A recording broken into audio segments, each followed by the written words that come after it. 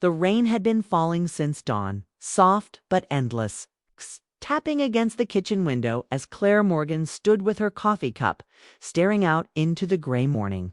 Her husband, David, had left for another business trip 2 days ago. He traveled so often that the sound of the garage door closing behind him had become the soundtrack of her life. It didn't bother her at first. She was used to quiet mornings. Laundry humming in the background, her favorite music low in the kitchen. But lately, that silence had started to ache. Her son Ethan was home from college that week. He'd driven up from Seattle after his spring semester ended. Claire was thrilled, though she wouldn't admit it aloud. Ethan was 22 now, taller than his father, quieter too. He had his father's calm eyes, but none of his coldness. When he smiled, she could still see the little boy who used to run barefoot through the backyard with a wooden sword and a towel for a cape. That morning, she heard his footsteps before she saw him. Ethan appeared in the doorway, hair messy, holding a half-eaten apple. "Morning, Mom," he said with a sleepy grin. "Morning, sweetheart," Claire said, smiling for the first time that day. He poured himself coffee, then leaned on the counter beside her. "You okay?" "You've been quiet." She hesitated. "Just thinking," she said, staring into her cup. "When your dad's away, this house feels too big." Ethan looked around. The house had always been beautiful, the product of years of hard work, but it did feel empty. The ticking clock on the wall sounded louder than it should have. He nodded. "You've been alone a lot." Claire shrugged, trying to sound casual. "That's marriage sometimes. People grow busy. Life changes." But Ethan didn't look convinced. "You used to love when he traveled. You said it gave you time to paint." She smiled faintly. "That was a long time ago." There was a pause, the kind that said more than words could. Claire turned back to the window, and Ethan left for his morning run. As soon as the door closed, she sighed deeply, the kind of sigh that comes from holding things in too long. The hours passed slowly. She cleaned the living room, sorted laundry, watered her plants. Everything looked fine, but she felt like a guest in her own life. When David called that afternoon, it was a short conversation, a few polite questions. A reminder to pay a bill, a distracted goodbye. He didn't even ask how she was. After the call, Claire sat on the edge of the bed, phone in hand, staring at the family photo on her nightstand. She looked younger in it, her hair brighter, her smile wide. That picture was from a time when she believed she was building something unshakable. Now, she wasn't sure if that woman even existed anymore. Ethan came home later, drenched from the rain. "You should have seen the lake," he said, shaking off his jacket. "It's flooded near the bridge. You ran all the way out there." She asked, "Yeah, needed some air." He looked at her then, noticing her distant expression. "You okay?" Claire forced a small laugh. "I think I just need air too." He smiled gently. "Then come with me tomorrow. It's good to get out." She hesitated. It had been years since she'd gone anywhere just for herself, but nodded. "Maybe I will." That evening, they made dinner together. Claire cooked while Ethan set the table, teasing her about her habit of over-seasoning everything. She laughed for the first time in weeks, really laughed. The house didn't feel so quiet anymore. After dinner, they watched an old movie. Halfway through, Claire glanced at her son. He looked peaceful, the flickering screen lighting his face. Something in her heart softened, not in the way of romance, but in the aching tenderness only a mother feels when she realizes her child isn't a child anymore. When the movie ended, Ethan yawned. "I'm heading to bed." "Good night, Mom." "Good night, honey," she said. As he disappeared down the hall, she whispered to herself, "Thank you for staying." That night, she dreamed of sunlight, of their old family trips, of laughter echoing through a car window. When she woke, the rain had stopped. The next morning, Claire put on her old hiking jacket and sneakers. Ethan smiled when he saw her. "You're really coming." She nodded. "You said it was good air." They drove to the lake. The world was fresh and clean after the rain. The trees glistened and the air smelled like wet pine. For a while, they just walked in silence, the sound of gravel crunching under their shoes. Finally, Claire spoke. "You ever think about your dad?" Ethan laughed softly. Only when I'm stuck fixing something he was supposed to fix. She smiled, but her eyes were sad. He's not a bad man, just distant. I know. Ethan stopped and turned to her. But you deserve more than distant. The words hung in the air. She didn't know what to say. I'm fine, Ethan, she said finally. I've learned to live with quiet. He looked at her, his voice gentle. You shouldn't have to. For a moment, Claire couldn't speak. His kindness undid her. She turned away, pretending to study the water. It shimmered under the weak morning sun. They walked a little longer, and when they got back to the car, she felt lighter. Maybe it was the air, maybe it was just being seen. Back home, she made lunch while Ethan worked on his laptop.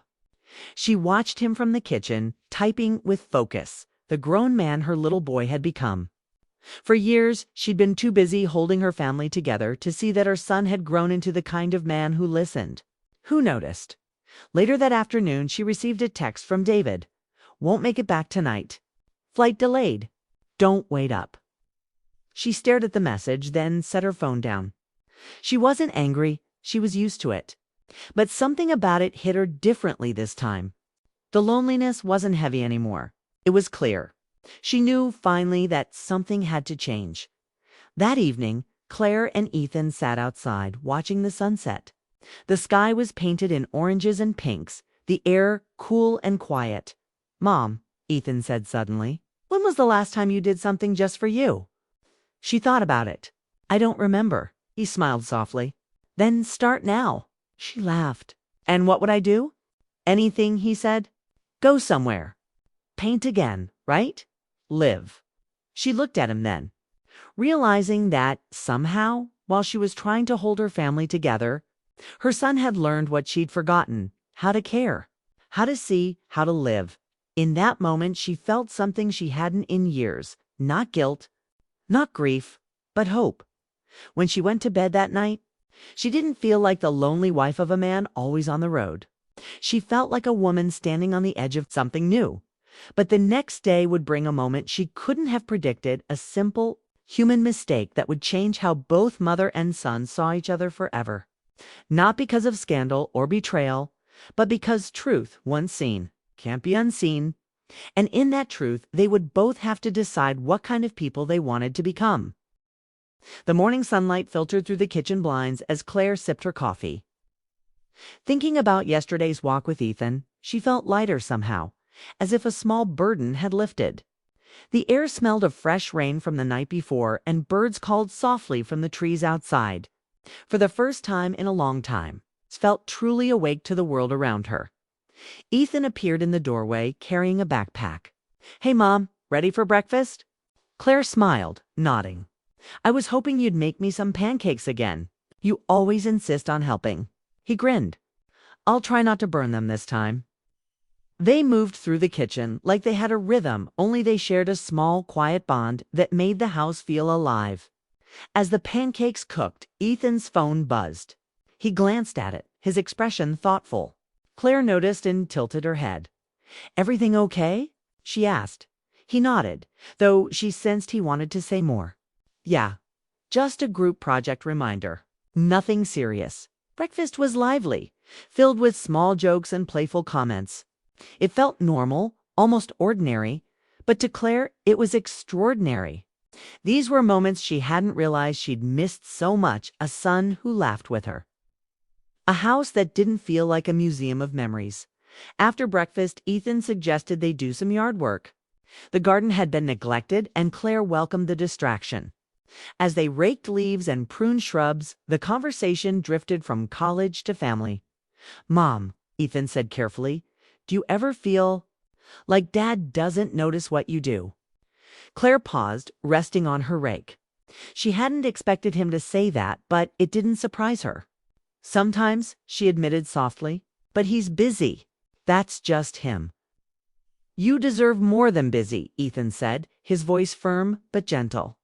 You've always been the one holding everything together. Claire looked at him, caught off guard by the sincerity. I'm used to it, she said, shrugging lightly. Someone has to keep things running.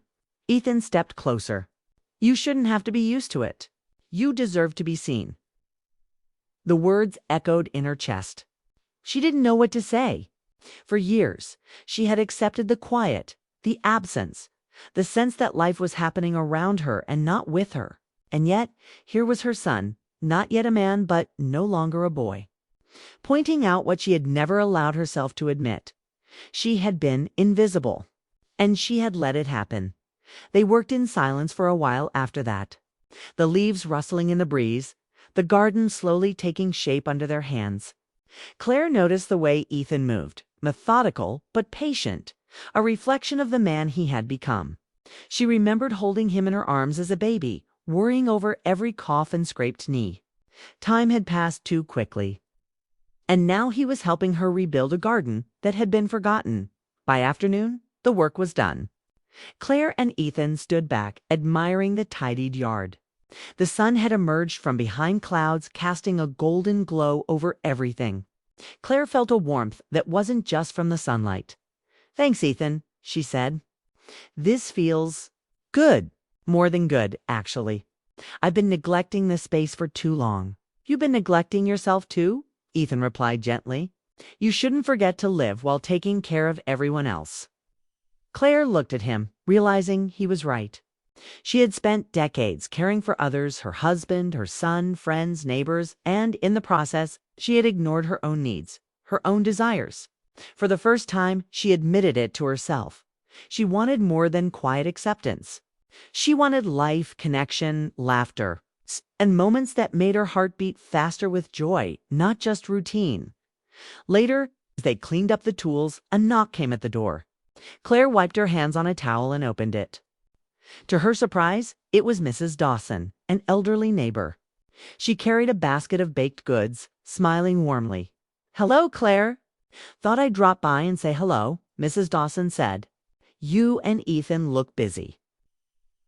Claire invited her in, and soon the kitchen was filled with the scent of cookies and the soft chatter of neighbors.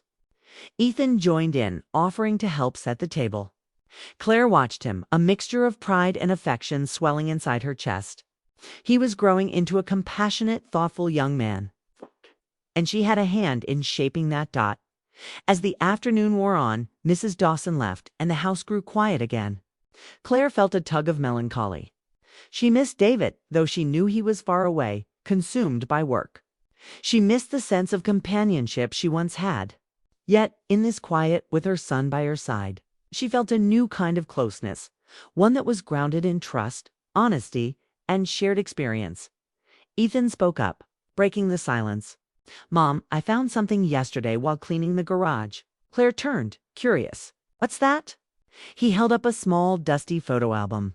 "Old family pictures. Remember these?" Claire took it from him, flipping through the pages. There were photos of birthdays, family vacations, Christmas mornings, moments frozen in time when life had felt simple and joyful.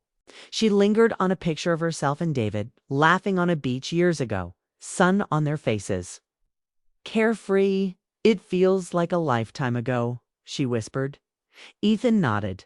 "We forget those moments sometimes, but they're still us. Still family?" Something inside Claire stirred. She realized how much she had been clinging to routine and ignoring the depth of her family's connection. The images reminded her that life was fleeting and every day mattered. Dinner that evening was quiet but comfortable. They ate together, laughing at small jokes, sharing memories. Claire felt a sense of gratitude, not for the food or the conversation alone, but for the presence of her son, for the reminder that she wasn't invisible, that she mattered to someone deeply. After clearing the table, they settled in the living room. Ethan picked up the guitar he had left in the corner, strumming softly.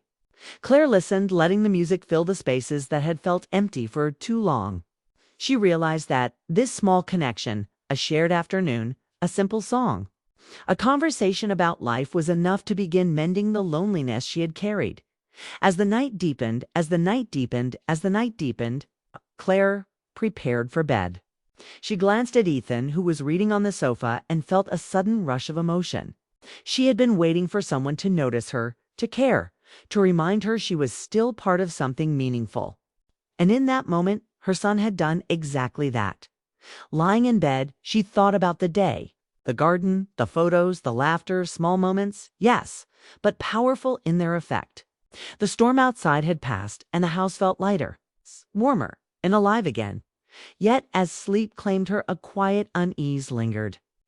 Tomorrow promised more conversations, more truths, more moments that would test their bond and reveal things neither of them had expected. For now. Though Claire slept with a sense of hope she hadn't felt in years. Her son had reminded her of her worth, her place in the world, and the possibility of connection even when she thought it was gone. And little did she know, the next day would bring a situation that would challenge them both emotionally, not scandal. Not betrayal, but an opportunity to grow closer, to see each other in a way neither had before. The next morning, Claire woke to the soft glow of sunlight streaming through the bedroom window. For the first time in weeks, she felt a calm excitement, the kind that comes when life feels like it's ready to change. She could hear Ethan moving around downstairs, the clatter of dishes and the hum of conversation filling the house. It was ordinary, yet extraordinary at the same time. Claire got dressed quickly, pulling on her favorite cardigan and a simple skirt. She felt lighter than she had in months. The air smelled of dew and freshly cut grass from the small garden they had cleaned together yesterday. Everything felt new, as though the world had taken a deep breath and was ready to begin again. Downstairs, Ethan was sitting at the table with a notebook open, scribbling notes for an upcoming college project. He looked up as she entered. "Morning, Mom," he said, smiling. "Morning, Ethan," she replied, ruffling his hair affectionately. "What are you working on?" "Just some ideas for my essay," he said, hesitating slightly. There was a weight in his tone that Claire noticed immediately. She leaned on the counter watching him. "You seem serious," she said gently. "Something wrong?" He looked down at his notebook, then back at her, uncertainty in his eyes.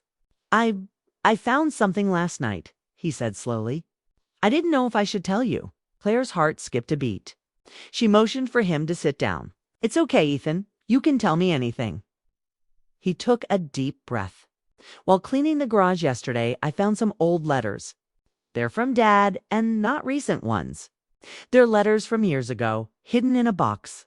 I didn't know what to do with them." Claire felt a rush of emotions, curiosity, fear, nostalgia. "Letters," she whispered. He nodded, handing her one carefully. "I thought maybe you should see them. I don't want to hurt you, Mom. I didn't think he ever wanted me to find them." Claire took the letter, unfolding it slowly. The handwriting was familiar. David's, she read quietly. Notes about work, life, small thoughts he hadn't shared aloud. Feelings about missing moments, guilt about not being present. There was no bitterness, no anger, just honesty he had never voiced in person. She looked up at Ethan. "You brought this to me." "Why?" "Because I wanted you to know," he said, his voice steady but gentle. "I know Dad's been distant. I know it's hard. But I also know he's not a bad man. And I wanted you to see what he was feeling too, even if he didn't say it out loud." Tears welled in Claire's eyes. She realized something profound. Her son had not only found the letters, but he had chosen to protect her heart, to bridge the silence that had stretched between them for years. She felt a warmth, a deep connection that she hadn't expected.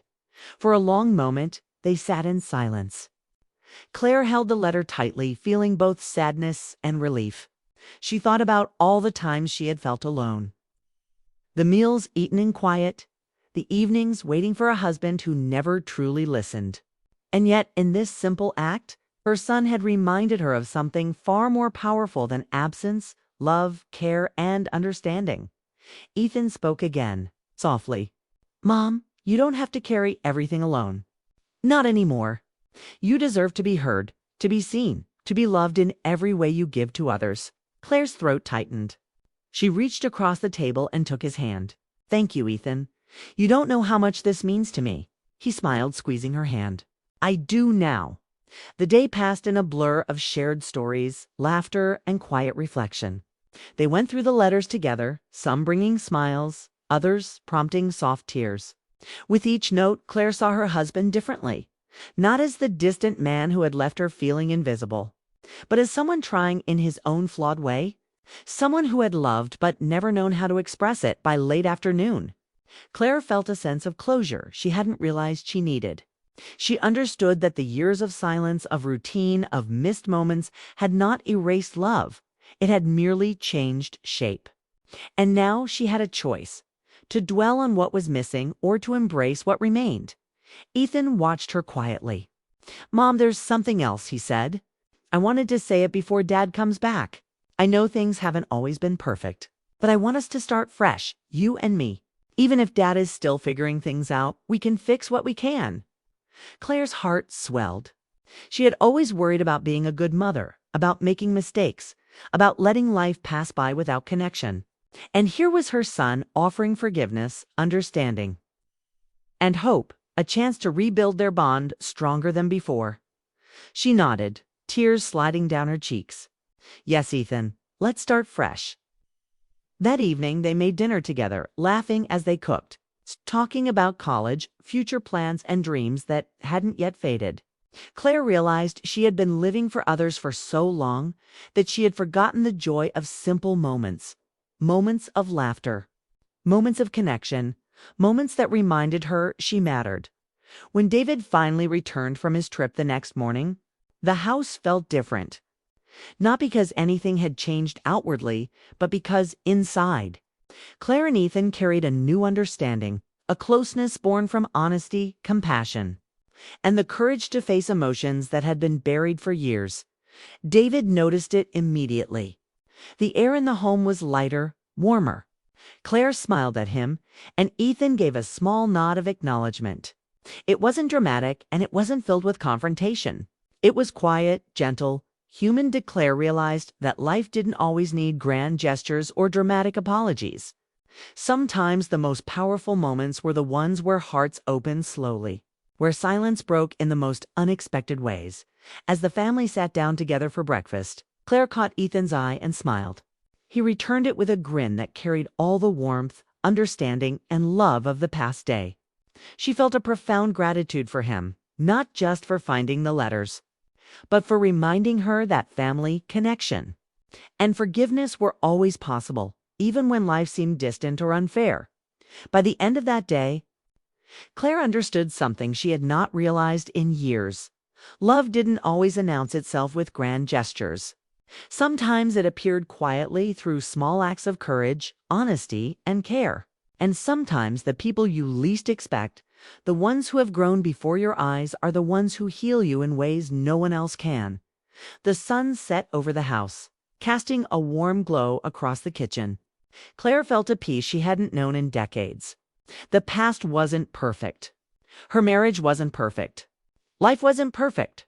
But she had something far more precious: truth, connection, and the knowledge that she was not alone. And in that quiet, ordinary evening, Claire, Ethan, and even David began to rebuild the bonds of family stronger, wiser, and filled with a love that didn't need words to be understood.